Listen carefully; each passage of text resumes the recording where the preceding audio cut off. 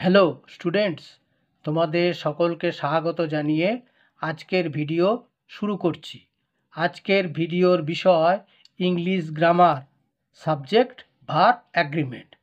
তাহলে চলো বেশি দেরি না করে ভিডিওটি শুরু করা যাক। কি বলা হয়েছে না, fill in the blanks with appropriate verbs from the brackets. ব্র্যাকেটসের মধ্যে দুটো করে ভার্বের রূপ দেওয়া আছে, সঠিক রূপটি নিয়ে শূন্যস্থানে বসাতে হবে। তাহলে 1 নম্বরে বলা হয়েছে মিস্টার কামাল ব্ল্যাঙ্ক।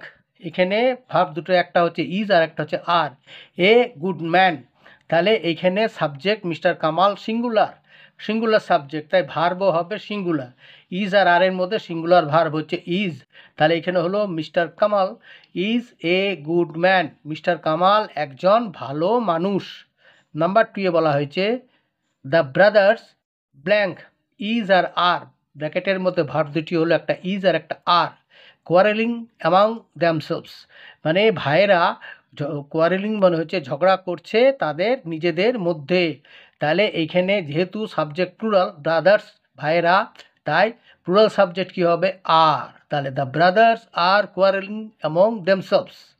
আচ্ছা, নাম্বার 3 বলা হয়েছে one of my friends blank. এখানেও ইজ অথবা আর ব্ল্যাঙ্কের মানে ব্র্যাকেটের মধ্যে এ ডক্টর।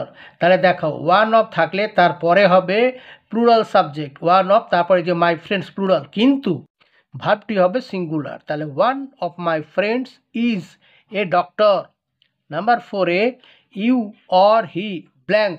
এখানেও আর অথবা ইজের মধ্যে কোনটি হবে? এখানে বলা হয়েছে অর দিয়ে যুক্ত যদি দুটি সাবজেক্ট থাকে, অর দিয়ে যুক্ত থাকে, তাহলে ভার্ব তার নিকটবর্তী সাবজেক্টের অনুযায়ী হবে। তাহলে হি এর সাথে কি হবে? ইজ। তাহলে you or he is mistaken.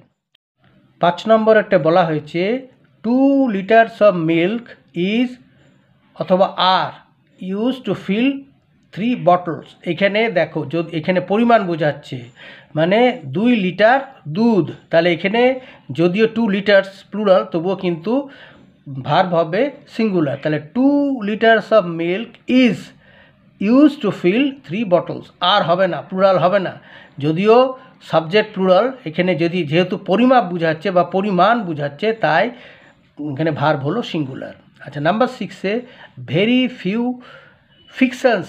এখানে ব্ল্যাঙ্ক ইজ অথবা are as good as Harry Potter. এখানে দেখো ভেরি ফিউ থাকলে তারপরের যে নাউন থাকবে সেটি হবে প্লুরাল, কিন্তু সাবজেক্টও হবে প্লুরাল, মানে দুটি প্লুরাল হবে। ভেরি ফিউয়ের পরে যেটা সাবজেক্ট থাকবে সেটিও হবে প্লুরাল, ভেরি ফিউ ফিকশনস, আর তারপরে ভার্বও হবে প্লুরাল। তাহলে এখানে ভার্ব হলো কি are, as good as Harry Potter.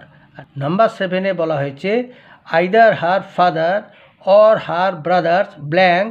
এখানে ইজ অথবা আর এর মধ্যে সঠিকটি হলো আর। কেন না, আইদার অর দিয়ে যুক্ত যদি দুটি সাবজেক্টে কাছের যেটা মানে ভার্বের কাছের যে সাবজেক্ট তার তাকে অনুসরণ করে।